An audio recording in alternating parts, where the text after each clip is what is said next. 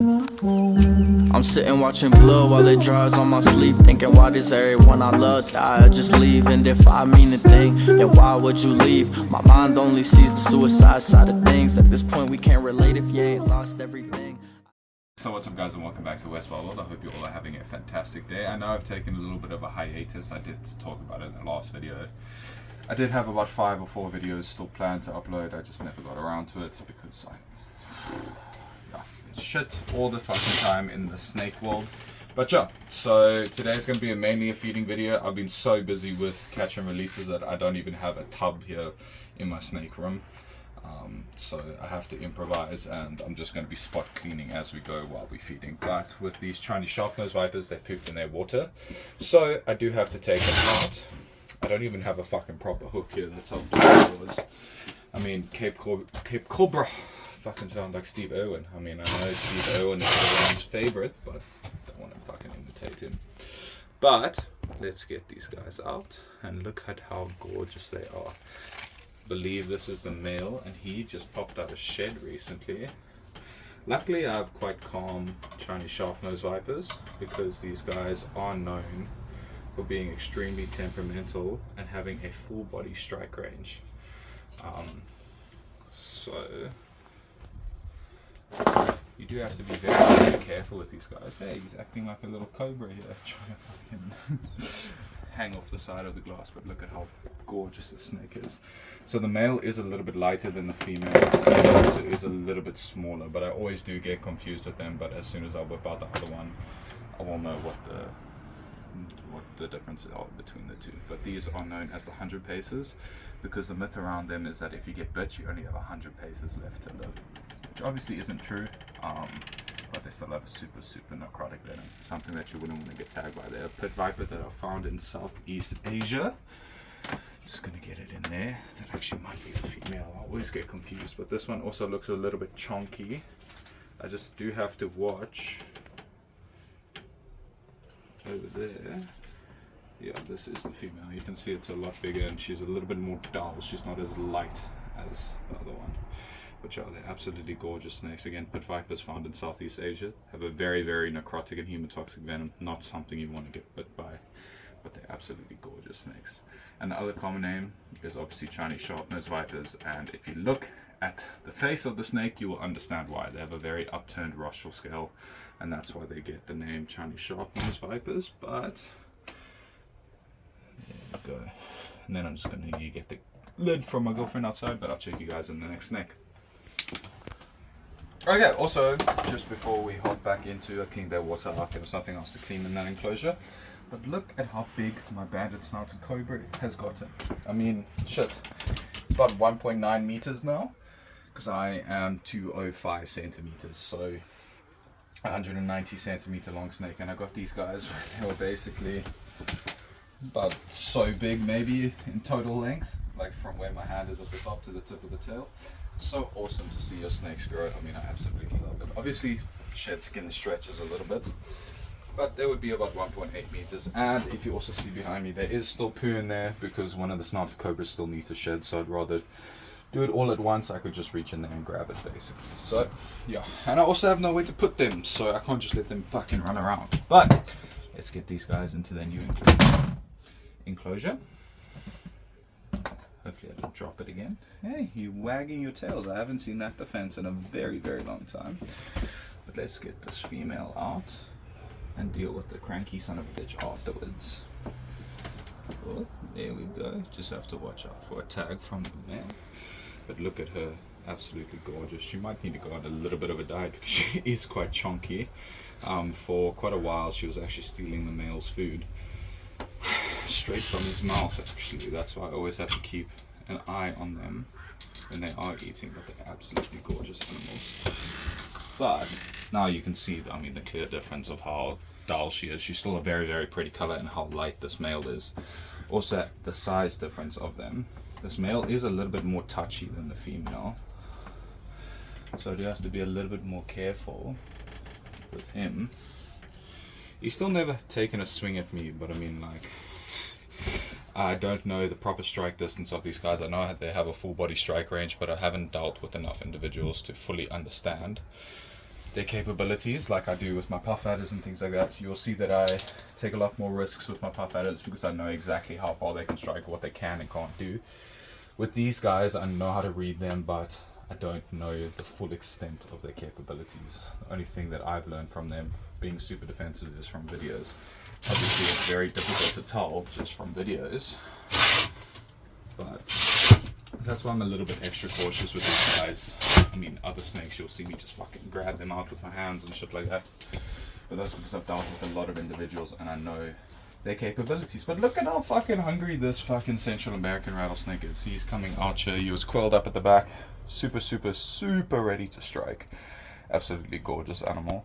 He seems like he's keeping this like orange sort of coloration. I've never really seen a neotropical rattlesnake with this coloration. It's very, very pretty. But sure, we're going to be feeding him also a little bit later, but I think we just have to wait for the rats to defrost a little bit more and then I'll get back to you guys soon. Okay, so as you guys can see, I'm dressed in a very weird outfit. I didn't really address it, but I'm kind of fucking broke at the moment, and the only thing that I can ride and fill up with fuel right now is my fucking bike, so that's fun. So I'm in my bike attire, don't fucking mind me. It's actually snake PPE. No snake can get through these boots. But yeah, so if you're questioning that, it's just because I rode my bike and I don't actually keep my snakes where I live.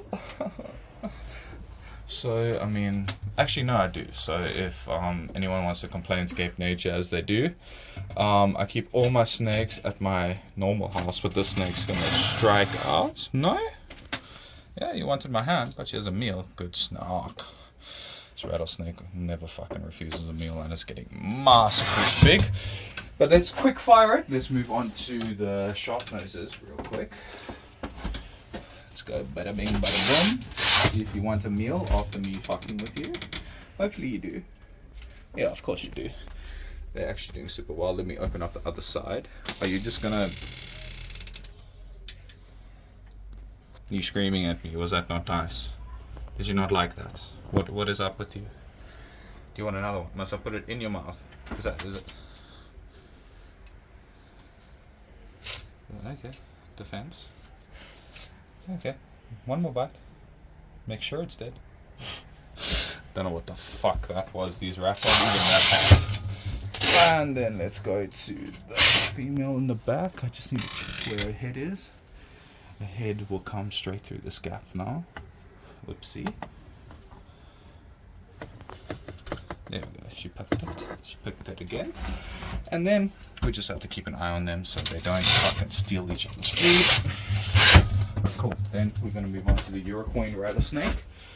Let's try and offer him actually a bigger meal.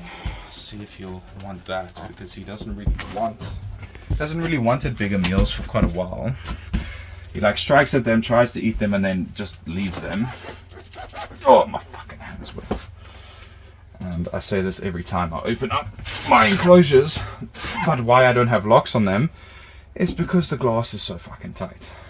Oh, instant.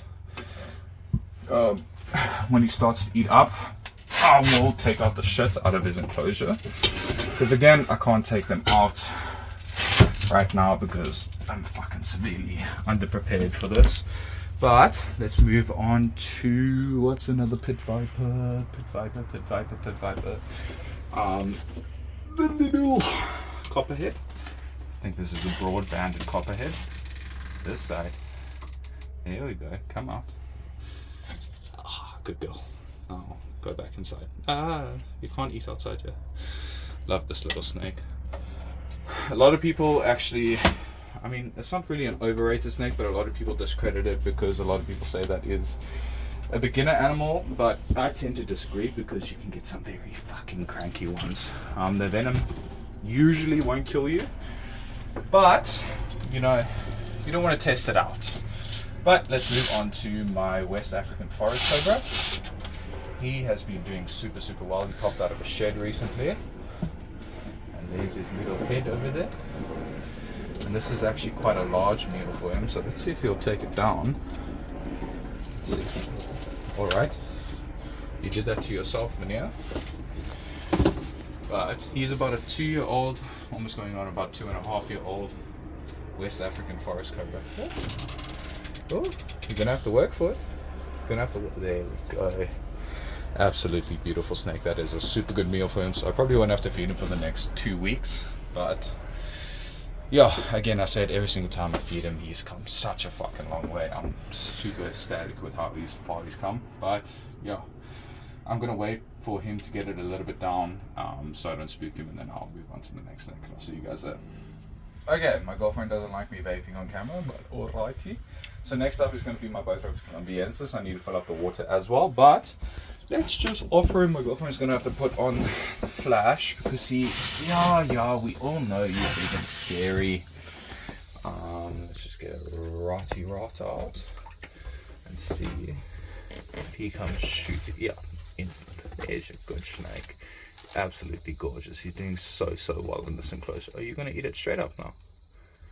You can actually eat it in front of us. Nope. But yeah, so he seems to be like a very secretive animal. I mean, in the enclosure that this rattlesnake is now making a masterful big noise, he wasn't doing so well. He wasn't shedding the greatest. And I mean, I try to keep the same exact humidity. But I think him being tucked away in the corner feels a lot safer. So yeah, he'll chow up. What else do I need to do? This forest cobra is like tangled itself in the fucking bush. He's doing good. Green mamba time. The snake that loves to fucking fly out of the enclosure and try and kill me. So let's be a little bit careful. Hello. You want a little meal? Yes, you do. I have to be careful because my hand's quite close. Look at him stalking. Instant tag. I'm gonna leave it over here because if I wiggle it anymore now, he's gonna come fucking flying out at my face like how he usually does. Absolutely cunt. But I've got a big enclosure for him. As you can see, no space. But we're gonna upgrade him into a big enclosure now because he's getting roughly a meter long. And then we're gonna move the boomslang into this enclosure when that happens. So yeah. More upgrades coming soon, and we're going to be feeding talking about the boomslang, we're going to be feeding him because look at his little fucking beady eyes, hey? You want some food? Yes. He also needs a clean in his enclosure, but again, I like to leave it until I absolutely need to take him out because I don't want to break the trust between me and him. Because as I said before, these guys are notoriously difficult to keep in captivity. Because they stress out so easily. So I limit my interactions with this guy. The only interactions that I really have with him is during feeding time. And then, yeah, maybe once every 2 months. I'll spot clean the enclosure, but once every 2 months I'll probably deep clean it. So yeah, if it is a little bit dirty, then that's why. But he has everything he needs. He probably does need a deep clean very soon. But let's see if he wants a little gecko. He usually does. Hello. Oh, there we go. You missed it. It's so awesome to see the actual feeding response because they usually don't want to fucking take the food. But yeah, so I'm going to try and feed him 2 pinks after he gets this somewhat down. And then yeah, I think I might try and transition him back over to pinks, but that's just a whole fucking long mess. And I've been so busy and so demotivated because of all the shit that's been happening recently. It's sort of, when people say these sort of things about you, I know I don't usually share it on my page. I think I've only shared it once. What people say to me, it really, really demotivates you because these are technically people that are well respected in the industry. Not really. And they're telling me that I basically am doing way more harm than I am doing good. And it just sort of, I don't know, it gets to you a little bit. Are you not going to want now? Hey, you sneaky little bugger. No, we need to get a pink in you. But yeah, basically, when people who are well respected by others, not by me, there we go, you actually took it yourself. Start saying this stuff and start slandering your name, telling you that you're doing a shit job, you're not doing what you want to do, you're not providing education towards these beautiful animals, or you're doing the exact opposite of what you're actually wanting to do. It kind of hurts, you know, and it really demotivates me most of the time. And yeah, that's kind of why I've been on a little hiatus, because I haven't wanting to film anything because of exactly that. Because I think I'm just doing more harm than good. But, you know, I love doing this. Probably will never stop. But it might take a few breaks here and there when I get into shit with people. I never try and look for a fight, but if a fight comes my way, I am a petty motherfucker. So I will almost certainly always respond. And respond a lot more aggressively. Okay, there you go, take that one as well. But this bomb song's doing very well. I mean, I know only of one other person with a Sokal, I think in the whole world actually, that has done any sort of success in keeping in captivity. But yeah, so he's going to finish eating up. I have a few other things that I'm not going to film, but I think the next thing we're going to film is Sassy, Shield Nose, Baboon, and then if there's leftover, you can see the fucking red tail wants food down here. He is fucking missioning around. But yeah, that is going to be the end of the video. Excuse me, but I'll check you guys in. Okay, so next up is going to be my big boy Tanzanian powfu over here. He is going to get a little meal. The two females are in shed at the moment. As you can see, this one looks like she's fucking dead, but she's not. She just sleeps like a weirdo. But let's get my big boy. Hello. That was fucking close to my fingers. Can you strike at this? No, thank you. Cheeky bastard. It also needs some water. Water. Don't let go and strike it, please. Ah. But as you just saw, he struck out in a feeding response. So that would have been probably one of the worst ways to get bit, because when they're in their feeding response, she wants food, but she's not going to get any. In their feeding response, they will inject the maximum amount of venom, obviously to subdue their prey, and you always want to open the enclosure with a hook, but I'm retarded. So yeah, we didn't die, we move on. Okay, so this is something we rarely see. The Bothrops has come all the way out its hide and is actually eating in front of us. Look at how sick that snake is. Absolutely. I mean, this is the first time I've seen him eating in front of us. And I mean, I don't usually film all my interactions with him, but you might be able to see his fangs when he starts to walk him down. He has absolutely massive fangs. Not a snake that I'd like to get bit by, but he is doing so well in this new enclosure. I'm absolutely stoked with how well he's doing. But yeah, awesome little thing to see. Something that I don't get to see very often, because he usually just pulls it back into his little man cave at the back there and chows it down there. But you can check out the yellows on him. The patterning is just insane. Absolutely love that snake. But it's similar to the boomslang. I don't really take him out that often, only to clean, and I mean, I don't spend too much time with him or film with him, because he does get stressed out very easily. So I let him do his own thing and I do my own thing. But yeah, so we're going to move on to the red-tailed boa, because he was all the way coiled up at the top there, and he's come all the way down, and I mean, might as well reward his efforts real quick just with a little meal. Just gonna have to defrost another one after this, but you can see how food motivated he is, because he just struck out there. That's just bada bing bada boom. There we go. Little cheeky bugger.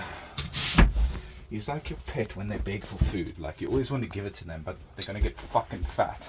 He is already getting a little bit chubby. But let's move on to Sassy the snake. Old mole snake, that's about 2 years old. Still, I never knew that they grew this slowly, because I've caught multiple 2 meter long, pardon me, mole snakes, and again, this snake is 2 years old and she still looks like a juvenile. There she is. Hey, Sassy girl, let's get a meal for you. Hey, you cheeky little bugger, here's a little meal.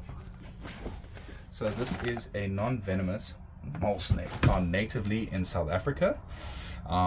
As you can see, I mean, if you know anything about mole snakes, this isn't the typical coloration for them. She still has her juvenile markings.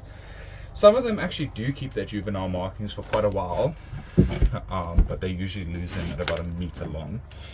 But again, that seems to be at about the 3-4 year mark, and they can get 2 meters plus. So these snakes grow exceptionally slow.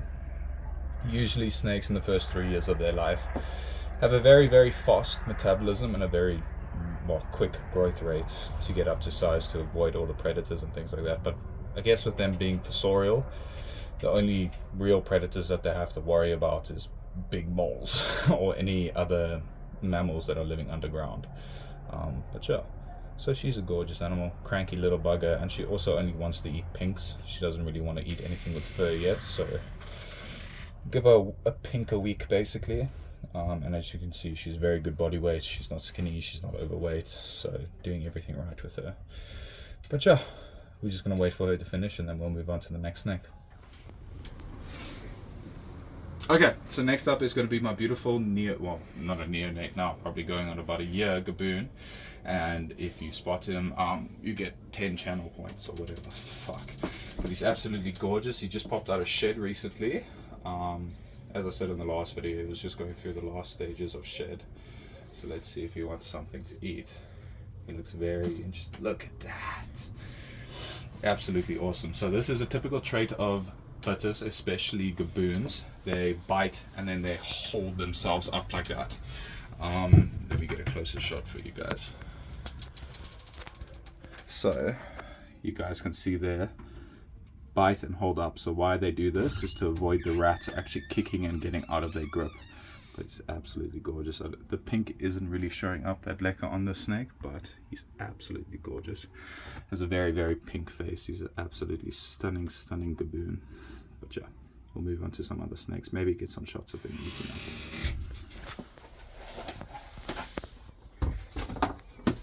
Okay, so next up is going to be my shield nose cobra. Again, cobra that's not actually a cobra. Let's find where the fucking tongues are.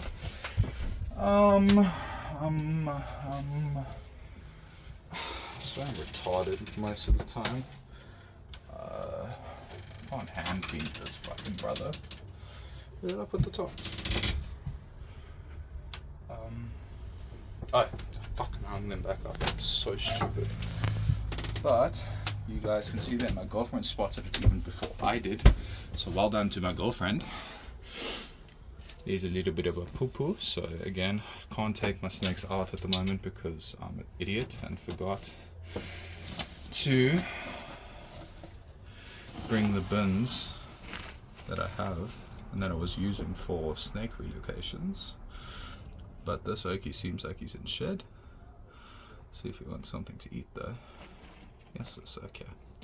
He's been doing so well for the past few times. He used to be a little bit of a cunt to feed. Just checking. Yeah, he isn't shed. It looked like he just had a little bit of stuck eye cap. So he's about to pop out of shed very soon. I might give him a little bit of a spray down when he's done with his meal. But the last snake after this is going to be my Mozambique spinning cobra down at the bottom. And actually, my blood python, I didn't get it on camera because he wasn't eating for quite a while. He lost a bit of weight, but he's taking a meal now. He's getting it down, which is super, super cool. But I'm going to close this up, let this okie eat, and then I'll spray him down a little bit later, and then we can move on to the Mozambique. Okay, so last snake of today is going to be my Mozambique spitting cobra. Jesus Christ, let's put my maximum effort. But he's been eating chicks, so I do have a little bit of a rat for him. Let's see if he takes it. I don't know where his head is. Let's give him a little bit of a tap. See if he'll come back this way. Obviously do have to be a little bit careful because I don't have glasses on, and this is of course a spitting cobra, but he seems like he's coming out. Oh, you want it? Ah, that's awesome. Super dope. So this is the Mozambique spitting cobra, otherwise known as the Mfezi by the locals where they are found. These snakes get a very, very, very bad reputation because they are known for crawling into people's beds and biting them while they are asleep. There's no definitive answer to why this happens, but most herpetologists believe that it's because these guys are nocturnal, so they hunt at night, and they actually are just looking for a warm place to stay, or they're hunting rats in your house and they crawl into your bed and then you roll over onto them and unfortunately they bite out in defense. So yeah, these guys have a potently cytotoxic venom with an element of neurotoxins in them, so it's necrotic. So a bite from these guys isn't the best thing in the world. I mean, yeah, it's not something you want to get. But yeah, I'm just going to fill up his water, but that's going to be the end of today's video. Thank you guys so much for watching. Hope you all enjoyed, and as always, I'll see you in the next one. Goddamn, this grown man screaming like a toddler. Ain't no surprise why your wife doesn't want you. Walking through the hall, bruh, spirits too terrified to haunt us.